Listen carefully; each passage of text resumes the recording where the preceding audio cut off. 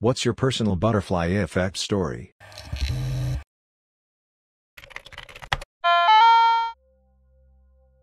My dad died in 2005. My mom put my brother and I in grief group. She met a man whose wife had died and had his kids in the same grief group. They get married in 2009. He's now my stepdad. My stepdad introduced me to a guy who works on his job site. In 2007, I married that man in 2013. We now have 2 kids together. We also introduced our 2 best friends who are also married and have a kid. Thanks, Dad. Human heart. A stroke saved my friend's life. She suffered a stroke. The doctors put her on blood thinners to prevent another stroke. The blood thinners caused an undiagnosed polyp in her colon to bleed. The blood in her stool prompted her to get a colonoscopy. The colonoscopy found the polyp, and many others, and they were cancerous. The polyps were removed. She's doing fine now. But the doctor said that if the polyps were not found, they would have developed into colon cancer, so the stroke saved her from having colon cancer.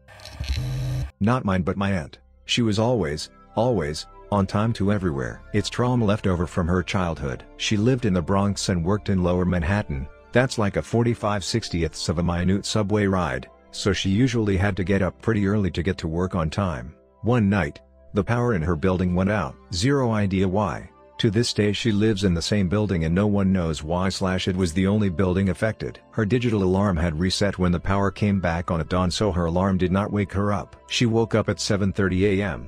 with 30 minutes before she should be at work.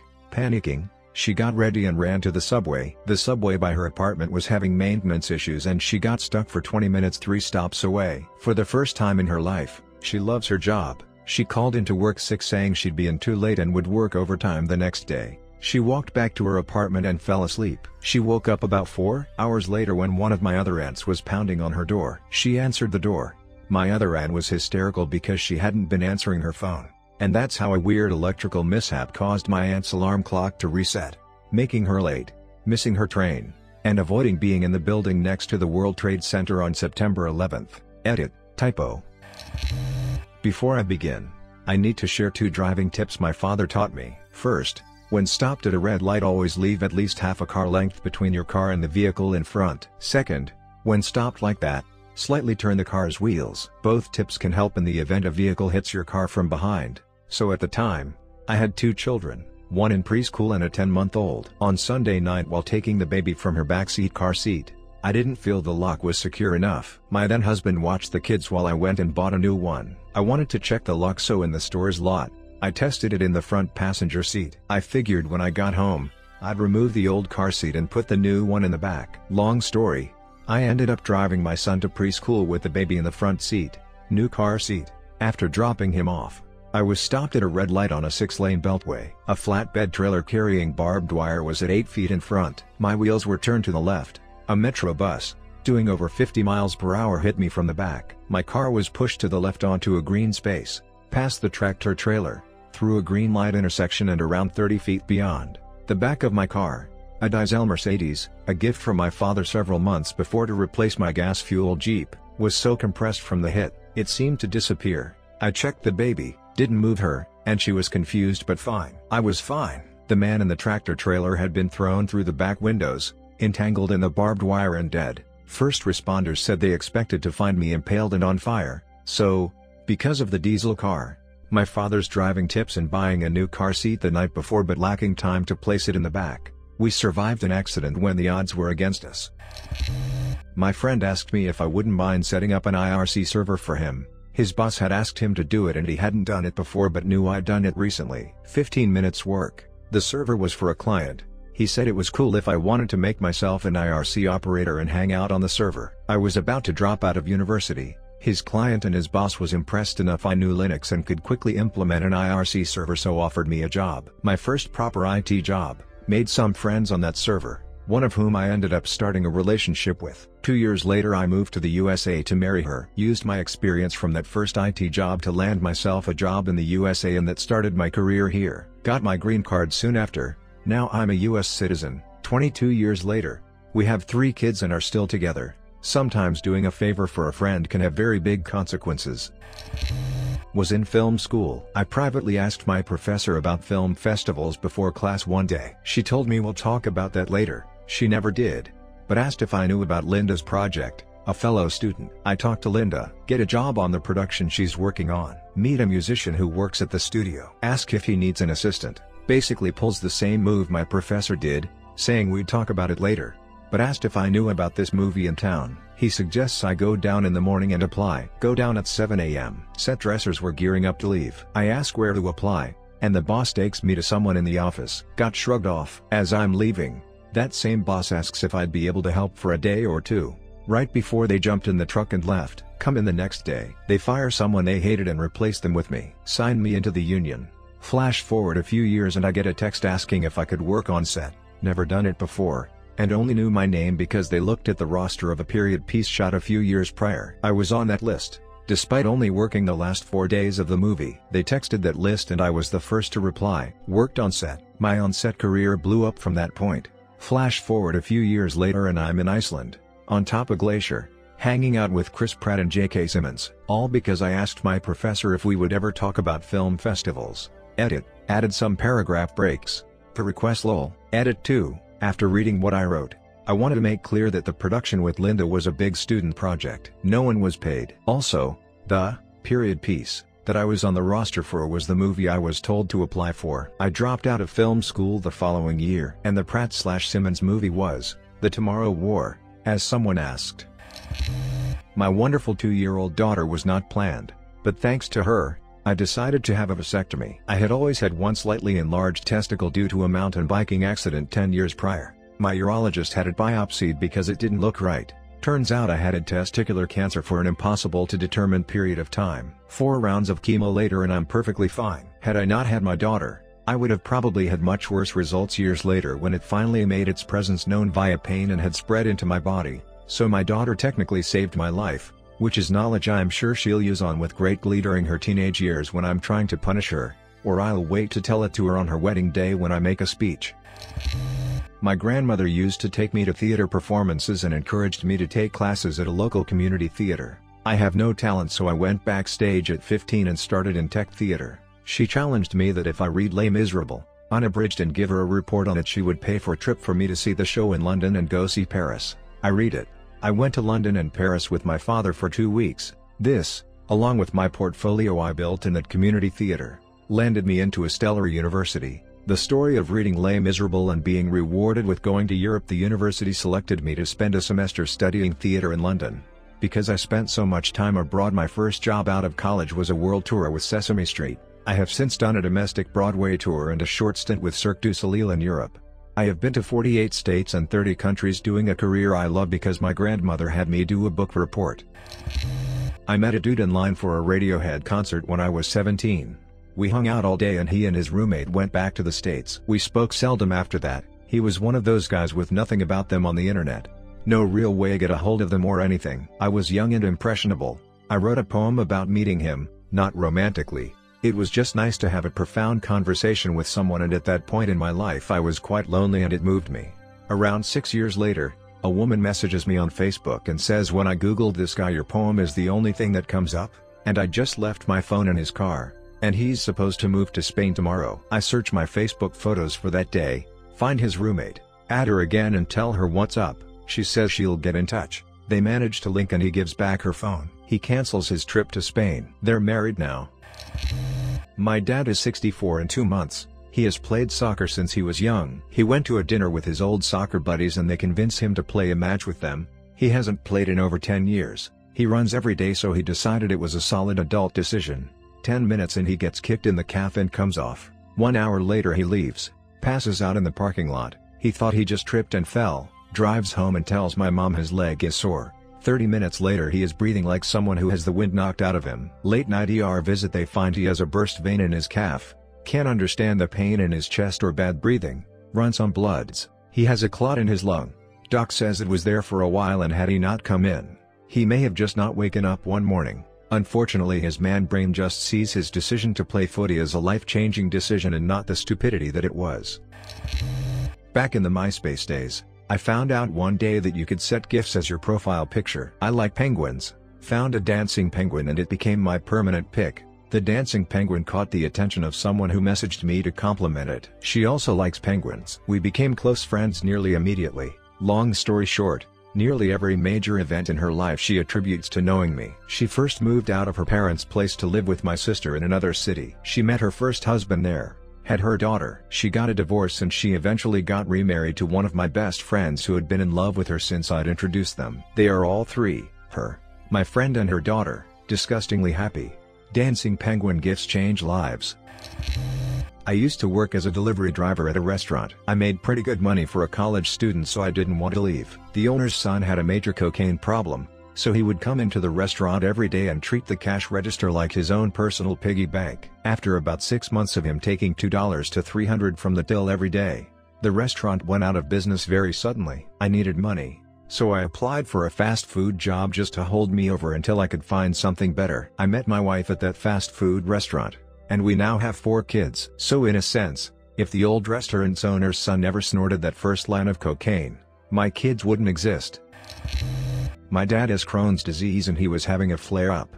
My mom wasn't able to take him to the hospital, so he asked my neighbor to drive him. As they arrive at the hospital, my dad starts trying to exchange cell numbers with our neighbor, except, at that moment the neighbor started having a heart attack. They were both still in the car and it was in drive still. My dad jumps into action in trying to stop the car. It rolled into some grass, so fortunately nothing happened. A nurse was finishing her shift and saw what was happening and sprang into action, saving his life. If my dad didn't have a flare-up and need a ride to the hospital, Pete likely would have died at home. Skeptical.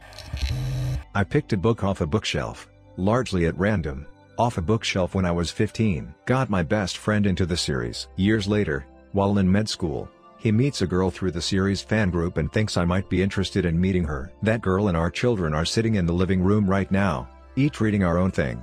Best wingman ever. A few years ago, I took time off work for stress-related mental illness. My disability insurer terrorized me. My employer fired me for cause, and I sued for wrongful termination immediately. I was broken, had major depression and anxiety, never left my bed, and developed agoraphobia. I was a shell of my former self. Since I wasn't getting proper treatment from my insurer, I ended up paying out of pocket for a psychologist in a private practice. It was a struggle to pay for some sessions on my disability pension, and the insurer was constantly denying my monthly payments. He offered pro bono sessions, so I wouldn't give up. Over a year later, after a particularly difficult session, he offhandedly emailed about me applying for benefits through the military. The session had been a breakthrough, which I finally admitted I was sexually assaulted in the military years ago. I left due to the assault and harassment. Similar reasons as to why I took my stress leave, which had triggered PTSD. His actual day job was a psychologist for the military support clinic, and he helped get me a 6-figure lump sum, a monthly pension for life, all sorts of treatment benefits including therapy. I transitioned to the military clinic as his patient. I also became a claimant in a military sexual misconduct class action with a 5-figure settlement. I've helped hundreds of other claimants file successfully. I am not only financially set for life, but my disability insurer must pay me for the next 16 years as well. After 4 years, my former employer requested settlement talks last week. I'll turn 50 in a few weeks and have stuck with therapy for 3 years now. If it wasn't for my insurer and employer being petty, I would never have met my therapist and worked through a lifetime of abuse and pain. I wanted an item from the bakery, so did a stranger. There was one left and he was going to let me have it. Baker then delivered a fresh batch the next minute. If the baker had been earlier, I wouldn't have talked to him, realized we were in the same industry, and now 5 years later got a mortgage with him. My work started at 7 a.m. and I used to commute, so we had to get out of the house at least by 6:30 to make it work.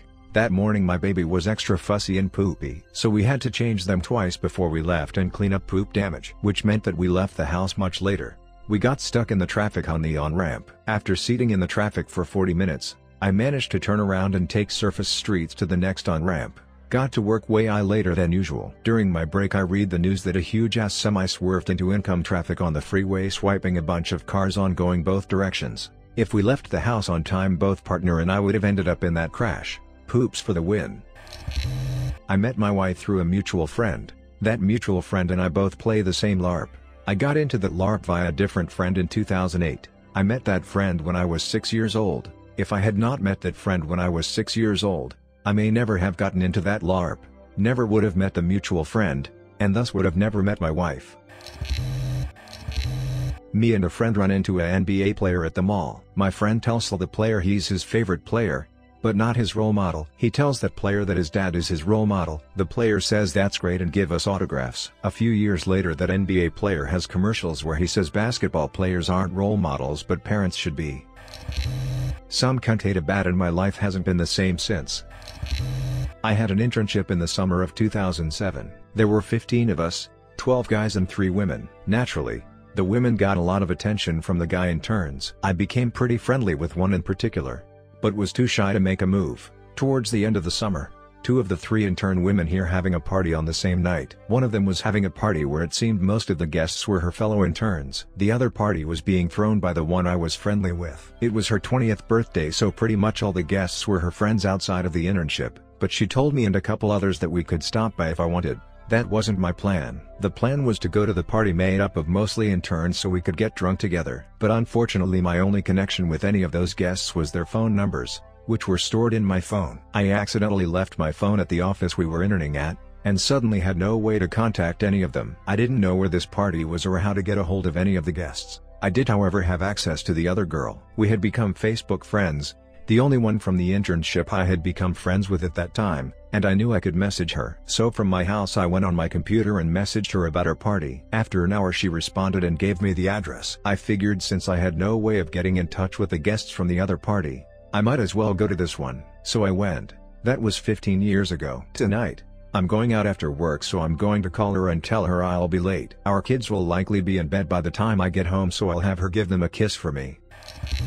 This is somewhat recent, so I'm not sure if it counts. Some months back, a girl I met on Hinge had a bad day and FaceTimed me crying. Something had really upset her, and her parents nor friends were answering, so she called me. She said she really wanted to be with somebody, and asked if I'd come over. At this point we had only met in person twice. We hit it off really well, but we were taking it kinda slow. It was 9 p.m. on a work night and she lived over a half hour away. Typically I'd already be in bed at this time, and I wouldn't have even said yes to hanging out with my best friends if they'd called me. It was so early in our time together that I didn't know if we were even going to work out, but I said yes, which is out of character for me. I held her all night long and we didn't even so much as kiss. Fast forward to now, and I'm in the best relationship of my life, with a girl that truly loves me the same way I love her. She's motivated me to make changes that have vastly improved my life. I'm more outgoing and spontaneous. I'm a much better person to myself than I ever was before her. And I finally don't feel like I have to figure everything out on my own. She told me that night I comforted her while she was crying was the moment that she knew I was worth settling down for and was what caused her to catch feelings for me. If I had said no like I normally would have under any other circumstance, we might not be together today or have developed this strong of a relationship, and I'd be living an entirely different life right now. I got fired from the store I worked at while I was on vacation for something I supposedly did. I did not, the night before I left. When I got back and saw that I was not on the schedule, and my boss wouldn't answer her phone, I called the area supervisor above my boss and asked what was going on. He told me that I could have a position at another store, while working that Friday night. This super cute guy walks in who apparently only worked weekends. At the end of the shift he handed me his number. We've been together for 10 years. If my boss wasn't a chicken shit and just answered the phone to tell me I was fired, I would have never called the area supervisor and gotten the other position. Thanks, bitch. I was always an avid gamer with all friends only online. I was always having trouble getting a haircut because of a big birthmark on the back of my neck. One day, I went to get it checked out. Turns out, me being a gamer and never fucking going outside saved me from having skin cancer. That birthmark was on the brink of transforming into a giant tumor. The doctor told me that if I was spending a little more time outside, I would have 100% contracted skin cancer. Having no fucking life saved me from getting cancer. Not mine, but my friend in high school got into a fight with another boy. It was standard dumb boy stuff. It just got kind of physical cause they were both hotheads. For some reason the police got called about it. And for some reason, I'ma say racism, they ended up doing a background check on the latter boy's single mom and they found out she was in Missouri illegally. So she got deported back to Mexico, but he was born here. So he became a ward of the state and got shuffled through the foster system the next few years. Cue a few months of Jimmy punched Miguel so hard he deported his mom jokes. Cause teen boys are awful. My granddad got Alzheimer's and eventually needed to move in with us, but we lived in a 2-bedroom house. We couldn't find a place to rent in our town, so we branch out and find one in the next town over. We moved to the 3-bed 2-bathroom house. Mom gets a grant for respite and starts a local art class. I think that's a great idea, so do an evening drawing class at a local college. When that class finishes I get a letter advertising a BA Fine Art.